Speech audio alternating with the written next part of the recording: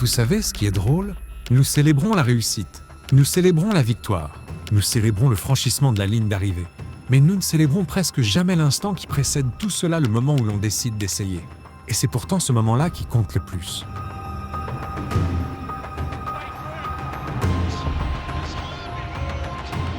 And I couldn't think of anything. Don't touch it!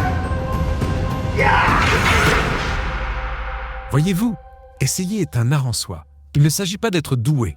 Il ne s'agit pas d'être prêt. Il s'agit de se lancer. Tout simplement. C'est comme envoyer sa candidature à un poste, alors qu'on ne remplit que la moitié des critères. C'est comme pousser la porte d'une salle de sport, pour la première fois, sans savoir comment fonctionnent les machines.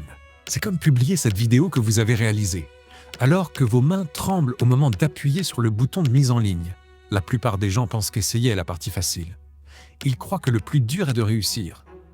Mais ils font fausse route. Essayer est terrifiant. Essayer, c'est prendre le risque d'échouer. Essayer, c'est s'exposer au regard des autres si l'on tombe. Essayer, c'est risquer de découvrir ses propres limites. C'est pour cela que la plupart des gens ne le font pas. Pensez à la dernière fois où vous avez voulu vous lancer dans quelque chose.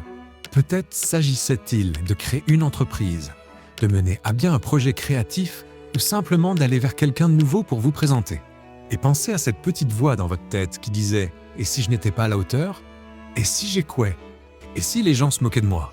Cette voix, c'est celle qui tue plus de rêves que l'échec ne le fera jamais. Mais voici ce que cette voix ne vous dit pas. Toutes les personnes que vous admirez ont commencé par tâtonner, voire par mal s'y prendre. Chaque expert a été débutant un jour. Chaque maître a connu des débuts désastreux. La seule différence entre eux et les autres, c'est qu'ils ont essayé malgré tout. Ils ont osé, alors qu'ils avaient peur. Ils ont osé alors que la situation était gênante. Ils ont osé alors qu'ils ne savaient pas du tout ce qu'ils faisaient.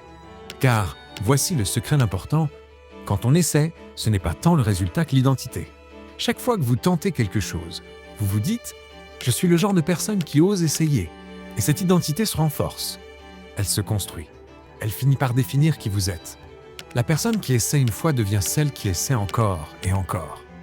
Et, à force, elle devient celle qui réussit. Non pas parce qu'elle était exceptionnelle ou particulièrement douée, mais parce qu'elle a maîtrisé l'art d'essayer. Alors, qu'est-ce que cela signifie pour vous? Cela signifie que cette chose que vous remettiez à plus tard, essayez-la.